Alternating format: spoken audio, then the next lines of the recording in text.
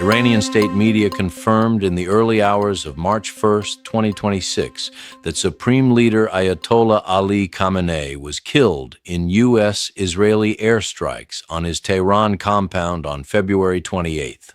The confirmation came approximately 20 hours after U.S. President Donald Trump and Israeli officials first claimed Khamenei's death, which Iranian authorities initially denied. Iranian state broadcaster IRIB and the Supreme National Security Council announced that Khamenei died from injuries sustained when missiles struck his office and residence.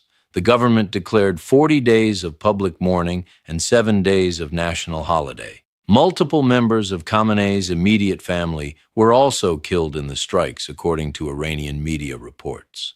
This marks the first time a sitting Iranian supreme leader has been killed and creates immediate constitutional succession questions during active military conflict. This analysis examines 5 interconnected developments. First, the sequence of events from initial strikes through official confirmation, including the delay in Iranian acknowledgement. Second, the reported casualties among Iran's senior military and political leadership, creating command structure complications. Third, Iran's retaliatory operations across the region and escalation dynamics. Fourth, the mourning period declaration and documented domestic reactions ranging from official ceremonies to street celebrations. Fifth, the constitutional succession process and immediate power arrangements during the crisis. U.S. and Israeli forces struck multiple locations across Iran beginning early morning February 28, 2026. Among the targets was a compound in Tehran housing Khamenei's office and residential quarters. The compound is located in a district that also contains the presidential complex and National Security Council facilities. Israeli officials told media outlets, including the Washington Post and Reuters, on Saturday afternoon that Khamenei had been killed in the strikes. 4 Israeli security officials speaking on condition of anonymity provided this assessment to the Post. An unnamed Israeli official told Reuters that Khamenei's body had been located. President Trump announced on Truth Social Saturday evening that Khamenei was dead, calling him one of the most evil people in history. Iranian authorities initially denied these claims. Foreign Minister Abbas Araghchi told NBC on Saturday that as far as he knew, all senior leadership remained safe. Iranian news agencies Tasnim and Mehr, which have links to state security apparatus, reported Saturday that Khamenei was steadfast and firm in commanding the field. However, in the early hours of March 1st, Iranian state television broadcast an announcement from the Supreme National Security Council confirming Khamenei's death. The announcement stated that Khamenei was martyred in the attacks. State media IRIB showed the announcement with somber imagery and Quranic recitation. The approximately 20-hour delay between Western claims and Iranian confirmation raises questions about internal decision-making processes. The delay could reflect time required to verify Khamenei's status, secure his compound, manage succession arrangements, or prepare public messaging. Alternatively, authorities may have attempted to maintain command authority during active combat before accepting the necessity of official acknowledgement. The confirmation came after celebrations were reported in several Iranian cities Saturday night. Residents in Tehran, Isfahan, Karaj, Kermanshah, Shiraz, and other locations were documented through video and audio recordings celebrating in streets, playing music from windows, and displaying expressions of joy. These celebrations began shortly after international reports of Khamenei's death spread through social media and Persian-language media outlets hours before official Iranian confirmation. The government response upon confirmation included declaration of 40 days of mourning, a traditional Islamic mourning period. Additionally, 7 days of national holiday were announced. Schools, government offices, and most businesses will remain closed during this period. State television immediately began broadcasting religious programming and statements from officials. Iranian state media reported that 4 members of Khamenei's immediate family were killed in the same strikes that killed him. Reports indicate his daughter, son-in-law, grandchild, and daughter-in-law died. Iranian media outlet Fars News Agency which has connections to the Islamic Revolutionary Guard Corps, confirmed these family casualties. Israel targeted Khamenei's sons, according to Israeli officials, but intelligence assessments suggest they survived the strikes. Mojtaba Khamenei, one of his sons, had been discussed as a possible successor, and his survival creates one potential path in succession considerations. Beyond Khamenei, the strikes killed multiple senior Iranian military and security officials, according to Israeli Defense Forces statements. IDF spokesman Brigadier General Efi Difrin provided a list of senior Iranian officials targeted and reportedly killed. The list included Ali Shamkhani, Secretary of Iran's Defense Council and senior advisor to Khamenei. Also listed were IRGC commanders, the Chief of Staff of the Armed Forces, and Defense Minister Aziz Nasirzadeh. CNN reported that Israeli officials claim the opening strikes decimated Iran's chain of command, targeting approximately 30 top military and civilian leaders, with 7 senior defense and intelligence officials reportedly killed. Independent verification of these casualty claims has not been possible, as Iran has not released comprehensive casualty figures for leadership. The destruction of senior command structure creates immediate operational complications for Iranian military responses. Command and control systems rely on established hierarchies and communication channels. When senior commanders are killed, subordinate officers must make decisions without clear authority or coordination. This can lead to either paralysis as units await direction or uncoordinated actions as different commanders make independent decisions. For the Islamic Revolutionary Guard Corps specifically, the loss of senior commanders affects both conventional military operations and coordination with regional proxy forces. The IRGC operates as a parallel military structure to Iran's conventional armed forces and reports directly to the Supreme Leader. With both the Supreme Leader and multiple IRGC commanders reportedly killed, the command structure faces significant disruption. The status of Iranian President Masoud Pezeshkian remains uncertain, according to multiple media reports. There is no confirmed information on his location or condition nearly 24 hours after the strikes. His deputy, Mohammadreza Aref, has assumed executive duties, according to Iranian media. Rumors that Pezeshkian was killed or seriously wounded have circulated but lack official confirmation. Despite command disruption, Iran conducted substantial retaliatory operations beginning Saturday and continuing through Sunday. Iranian forces launched over 200 ballistic missiles and drones targeting Israel, U.S. military bases, and locations in multiple Arab countries, according to reports from affected governments. Israeli authorities confirmed missile impacts in Tel Aviv and northern cities. At least one woman was killed in Tel Aviv, and over 20 others were wounded, according to emergency services. Sirens sounded across Israel as missile defense systems engaged incoming threats. U.S. Central Command confirmed that American military sites in the Middle East sustained damage from Iranian missile and drone attacks, but stated no U.S. troops were hurt. Specific bases affected have not been publicly identified, but likely include facilities in Qatar, Bahrain, Kuwait, and other Gulf locations hosting U.S. forces. Bahrain, United Arab Emirates, Kuwait, Qatar, and Oman all reported Iranian strikes on their territory. At least one person was killed in Abu Dhabi, according to local authorities. The targeting of Arab Gulf states represents significant escalation, as these countries host U.S. military presence, but are not direct participants in the Israel-Iran conflict. Iranian media reported that one strike hit a girls' elementary school near a military base in Manab, southern Iran, killing over 100 children. This claim, if accurate, represents major civilian casualties from the U.S. Israeli operations. Independent verification of this specific incident has not been possible. Iranian state media cited Red Crescent figures indicating at least 201 people were killed across 24 Iranian provinces in the Saturday strikes, with 747 wounded. These are Iranian government figures that cannot be independently verified, but represent the official casualty count being reported domestically. The Islamic Revolutionary Guard Corps Navy announced that passage through the Strait of Hormuz is not allowed, according to reports from EU naval mission officials.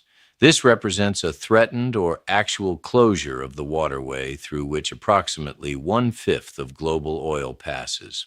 The practical implementation and duration of any closure remains unclear as of March 1st. Oil shipments and air travel have been disrupted across the region. Multiple countries closed their airspace, including Iran, Israel, Iraq, Lebanon, and for periods several Gulf states. Airlines canceled hundreds of flights. Regional airports experienced congestion from stranded passengers unable to travel. The contrast between official mourning and public celebrations highlights internal divisions within Iranian society. The government has organized mourning ceremonies, religious observances, and public displays of grief in state-controlled venues. State television broadcasts show officials, clerics, and supporters expressing sorrow and vowing revenge. Simultaneously, documented celebrations occurred in multiple cities. Video footage circulated on social media shows Iranians dancing in streets, setting off fireworks, distributing sweets, and expressing joy. These celebrations occurred despite risks of arrest or violent response from security forces. The celebrations reflect opposition sentiment that has existed throughout Khamenei's 35-year rule.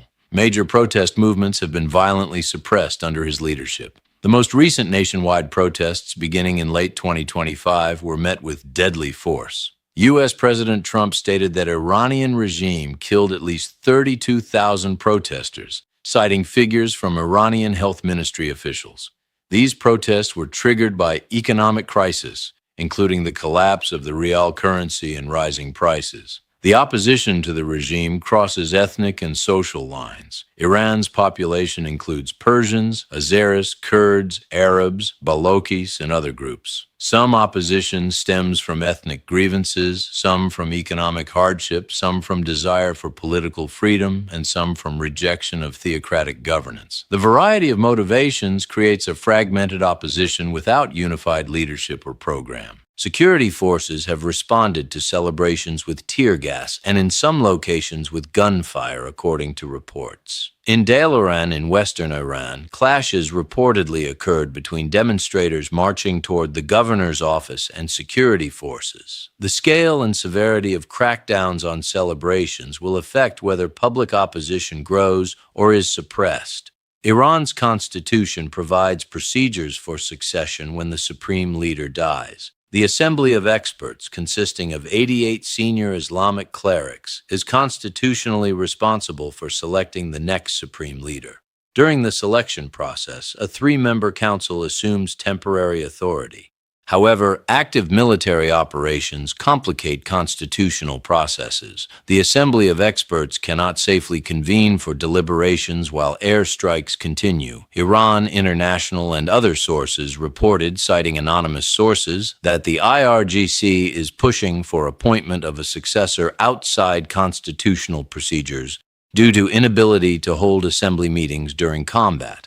If the IRGC attempts extra-constitutional succession, questions of legitimacy arise. The Islamic Republic's governmental structure combines theocratic and republican elements. The supreme leader holds ultimate authority over military, judiciary, and foreign policy, but derives legitimacy partly from selection by the Assembly of Experts, which itself is elected. Bypassing this process could create legitimacy challenges, even if the IRGC has physical power to impose a choice. Potential successors include several figures. Ali Larijani, Secretary of the Supreme National Security Council and former Parliament Speaker, emerged as the most senior civilian official surviving the strikes, according to Axios reporting. Larijani posted on social media Saturday vowing Iran would deliver an unforgettable lesson to Israel and the U.S. Mojtaba Khamenei. If he indeed survived, represents a potential dynastic succession as Ali Khamenei's son. He had been discussed as a possible successor during his father's lifetime, though no formal designation occurred. Ebrahim Raisi served as president before current President Pezeshkian and remains a potential candidate if succession processes can proceed. His status and availability are uncertain given the chaos of current circumstances. President Trump told media that he knows who is running Iran following Khamenei's death, but declined to provide specifics. Trump suggested there are some good candidates when asked who he would like to see lead Iran. These comments indicate U.S. intelligence assessments of internal Iranian dynamics and possible American preferences for particular outcomes. The succession struggle will occur while Iran faces active military operations, internal unrest, and international isolation. The choices made will affect Iran's nuclear program decisions, regional proxy relationships, internal governance approach, and willingness to negotiate with adversaries. U.S. and Israeli operations continue as of March 1st. President Trump stated in social media posts that bombing would continue uninterrupted throughout the week, or as long as necessary to achieve our objective of peace throughout the Middle East. Israeli forces announced new strikes in the heart of Tehran on Sunday. The stated objectives include degrading Iran's military capabilities, destroying nuclear and missile facilities, and creating conditions for regime change. Trump and Netanyahu have explicitly called for the Iranian people to overthrow the government. Trump's statement urged IRGC and police to peacefully merge with Iranian patriots and help the transition. Whether regime change occurs depends on multiple uncertain factors. The level of public opposition, cohesion, or fragmentation of security forces, effectiveness of continued military pressure, international diplomatic efforts, and actions of regional actors all influence outcomes. Historical precedent from other regime change attempts shows varied results and often prolonged instability. International reactions have been mixed, reflecting different strategic interests and relationships. Some governments, including Argentina's President Javier Milei, praised Khamenei's elimination, citing Iran's role in the 1994 AMEA bombing in Buenos Aires and decades of terrorism sponsorship.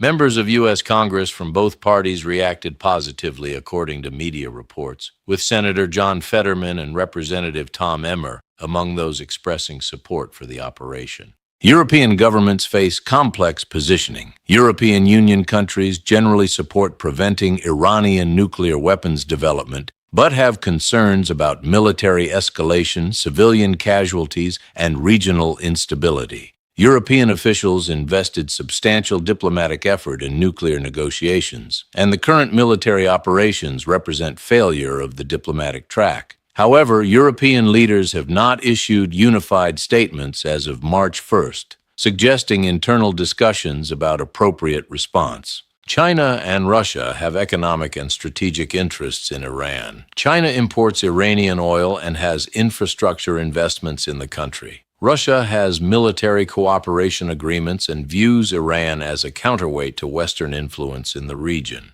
However, neither country wants prolonged conflict that disrupts energy markets or creates broader instability. Their diplomatic positioning will likely emphasize calls for de-escalation while avoiding direct confrontation with the United States. Regional Arab states experience direct impact from Iranian retaliation while hosting U.S. military presence. Saudi Arabia views Iran as its primary regional rival, but has pursued diplomatic normalization in recent years. The UAE has extensive economic interests requiring regional stability. Qatar maintains relationships with both Western countries and Iran. These countries face difficult choices about public positioning and practical security cooperation.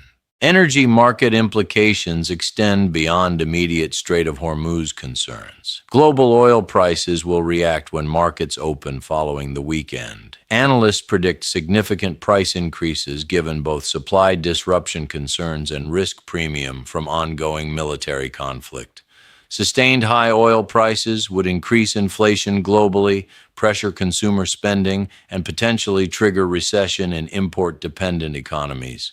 Natural gas markets face similar pressures. Qatar exports substantial liquefied natural gas through potentially threatened shipping lanes. European countries managing energy security challenges following reduced Russian supplies would face additional complications if Qatari LNG becomes unavailable or prohibitively expensive. The humanitarian implications encompass civilian casualties from strikes, displacement from combat zones, disruption of medical services and food distribution, and broader economic collapse affecting populations across the region. Iran's economy was already experiencing crisis with currency collapse and inflation. Military conflict exacerbates these conditions, creating potential humanitarian emergency.